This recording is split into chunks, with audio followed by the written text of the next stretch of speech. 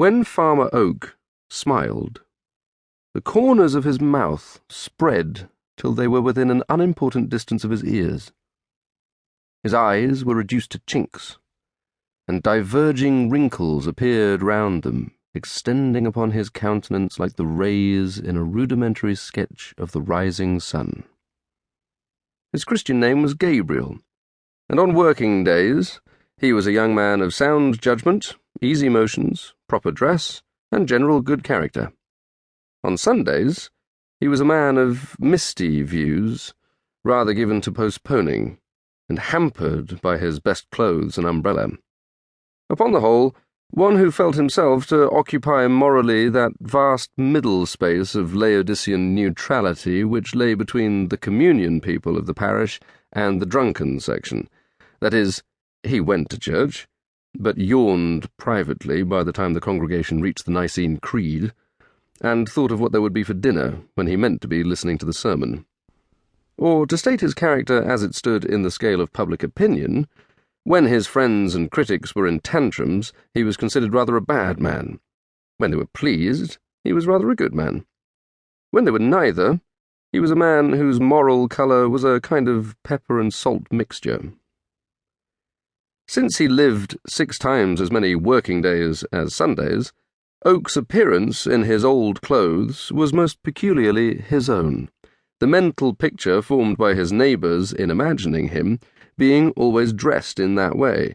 He wore a low-crowned felt hat, spread out at the base by tight jamming upon the head for security in high winds, and a coat like Dr. Johnson's, his lower extremities being encased in ordinary leather leggings and boots emphatically large, affording to each foot a roomy apartment so constructed that any wearer might stand in a river all day long and know nothing of damp, their maker being a conscientious man who endeavoured to compensate for any weakness in his cut by unstinted dimension and solidity.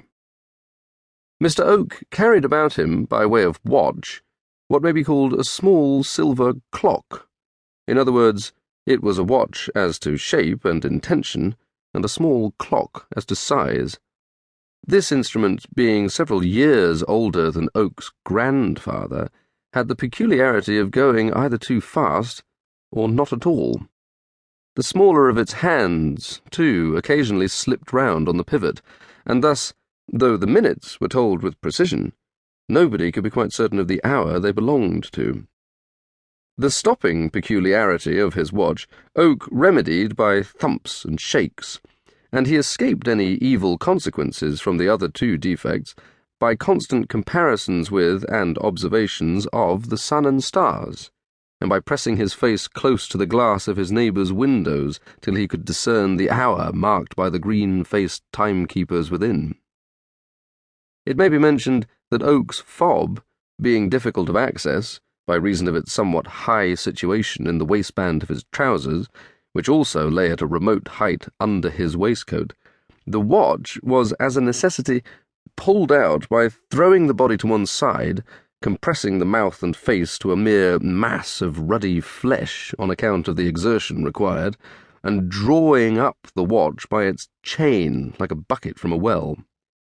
But some thoughtful persons, who had seen him walking across one of his fields on a certain December morning, sunny and exceedingly mild, might have regarded Gabriel Oak in other aspects than these.